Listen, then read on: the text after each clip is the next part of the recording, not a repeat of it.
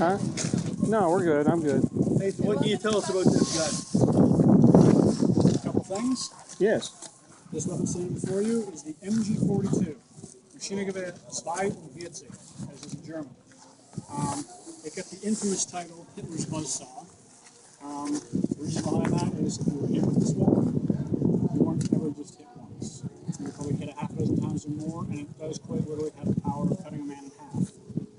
The reason being is its high rate of fire. The theoretical rate of fire is 1,400 rounds a minute. That's if you held the trigger. The practical rate of fire is 11 to 1,200, allowing for bursting. So a half a second in between. Air cooled? Air cooled, yep. Yeah. Was this this was seen where? World War I? World War II. World War II? Okay. Yep. And of course, as the number designates, 1942. Okay. With the high cyclic rate, of course, there's a problem with the barrel heating up. They had a quick change lever. You slid forward, and the barrel could be slid out, allowing for the spare barrel to be slid back in place. I see.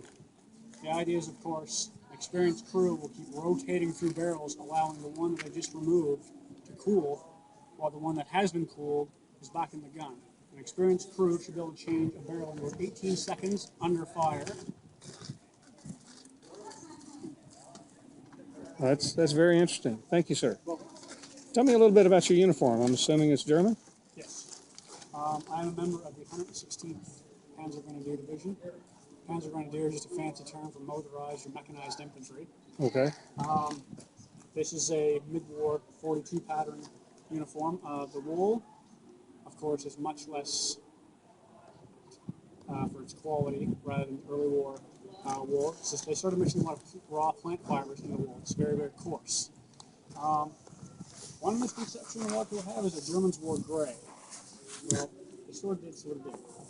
They call it Feldgrau or field gray. But as you can see, it's very much a green. For color, I find it very, very good for hiding.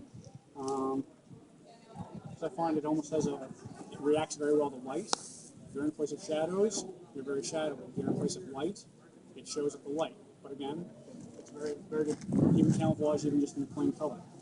I am kitted out as the squad machine gunner. This is an ammunition container for the machine gun. It only holds 50 rounds. And with the high rate of fire, the idea is that I can slap this on if I know I'm going to have to advance. Because otherwise, I need a loader who basically jiggles the belt to prevent jamming. But of course, if I'm going to be picking this up and moving forward, and if I want to fire a burst or two, I best have this on there as to prevent jamming. Okay. This is my tool pouch kit. This would have my spider sight, which is an anti-aircraft sight, a spare wrench.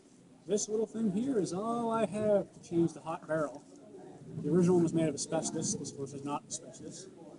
Here's a small egg grenade, which is not as commonly known as the stick grenade, or as the Allies nicknamed it, potato masher, for its obvious appearance. Of course, the belt with the infamous Glasmatons, God with Us title. Shoulder straps, of course, dispersing the weight of my body so it's not just on my hips. Bayonet, despite being a squad machine gunner, I still am issued with the bayonet. I cannot attach this to the weapon anyway. It's just meant for the rifles. But of course, a bayonet, it's a Swiss Army knife. It has multiple uses other than just for its most intended uses, a hand-to-hand close quarters weapon against the enemy.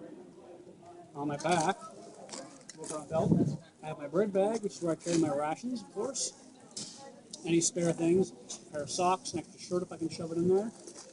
Over here, my canteen.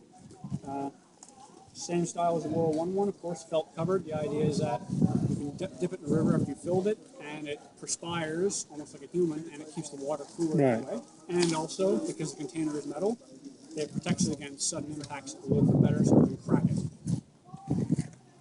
Of course, if you ever watch a documentary of a German squad moving, you'll notice that almost every second rifleman is probably carrying one of these.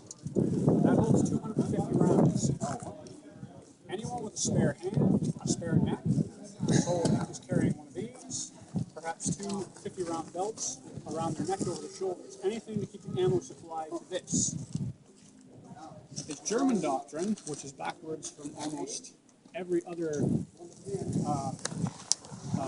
squad level doctrine, the machine gun was the squad leader's first priority.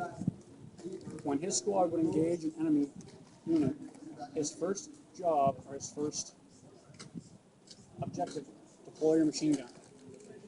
And the idea is that the riflemen protect and support the machine gunner, which is again backwards, as a modern day doctrine, whereas the riflemen are meant to advance and the machine gunners support the infantry. All right.